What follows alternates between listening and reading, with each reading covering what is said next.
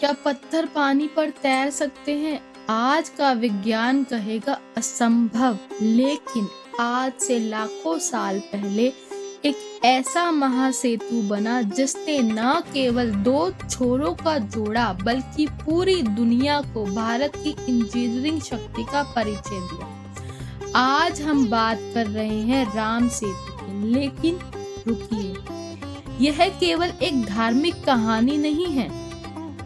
आज हम वाल्मीकि रामायण के तकनीकी श्लोकों और आधुनिक विज्ञान के प्रमाणों से इस महासेतु के उस सच को डिकोड करेंगे जो शायद ही आपने पहले कभी सुना हो।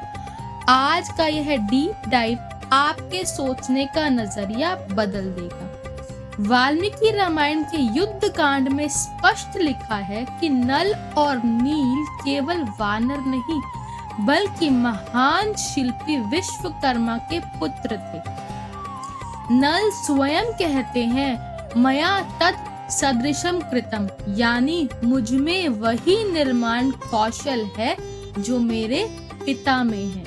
यहाँ एक बहुत बड़ा मैनेजमेंट लेसन और इंजीनियरिंग फैक्ट छिपा है। पत्थर लाने का काम लाखों वानर कर रहे थे, लेकिन उन पत्थरों को समुद्र में प्लेस या थ्रो करने का अधिकार सिर्फ नल और नील के पास था। क्यों? क्योंकि अगर हर कोई अपनी मर्जी से पत्थर फेंकता तो समुद्र में पत्थरों का ढेर लग जाता, लेकिन पुल कभी नहीं बनता। नल नील वहाँ क्वालिटी कंट्रोल इंजीनियर्स की तरह थे। उन्होंने सुनिश्चित किया कि हर पत्थर का अलाइनमेंट सीधा हो और वे आपस में इंटरलॉक हो सके। यह प्राचीन भारत की स्पेशलाइज्ड टास्क फोर्स का सबसे बड़ा उदाहरण है।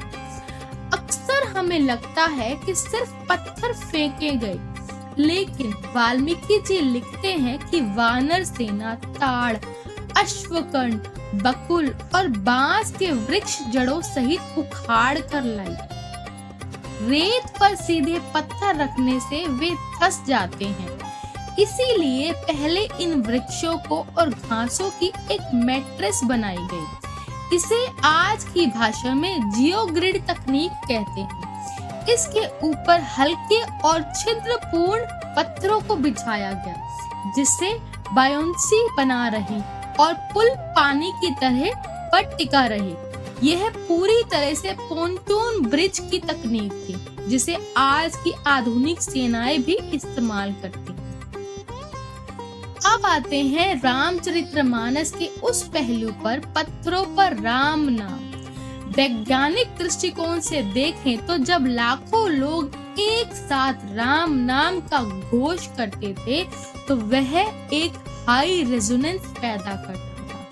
मनोविज्ञान की भाषा में इसे फ्लो स्टेट कहते हैं। जब पूरी टीम एक ही नाम, एक ही ब्रांड यानी राम के लिए काम करती है तो डिसीजन फटीग खत्म हो जाता है। पत्थरों पर नाम लिखना उनकी सामूहिक पहचान थी, और यहाँ श्री राम का वो प्रसंग हमें नेतृत्व सिखाता है, जब प्रभु ने खुद पत्थर डाला और वह डूब गया।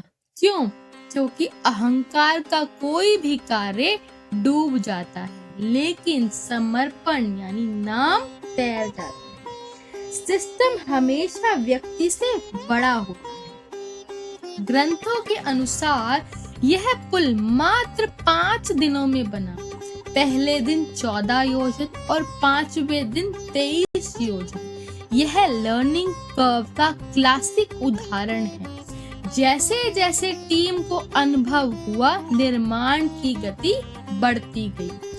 आज नासा और सैटेलाइट इमेजरी में जो 30 किलोमीटर लंबाई चूना पत्थर की श्रृंखला दिखती है, वह उसी स्थान पर है जहां रामायण में वर्णन है। भूवैज्ञानिक प्रमाण बताते हैं कि यह कभी एक ठोस मार्ग था, जो बाद में समुद्र का स्तर बढ़ने से जलमग्न हो गया। राम सेतु केवल एक पुल नहीं है, यह प्रमाण है कि भारत का विज्ञान कितना उन्नत था। यह पुल आस्था को तर्क से और इतिहास को वर्तमान से जोड़ता है। नल नील की इंजीनियरिंग और वानर सेना का परिश्रम आज भी हमें सिखाता है कि अगर संकल्प दृढ़ हो तो समुद्र भी रास्ता दे देता है। अगर आपको अपनी इस विरासत पर गर्व है तो कमेंट में जय श्री राम अवश्य लिखें।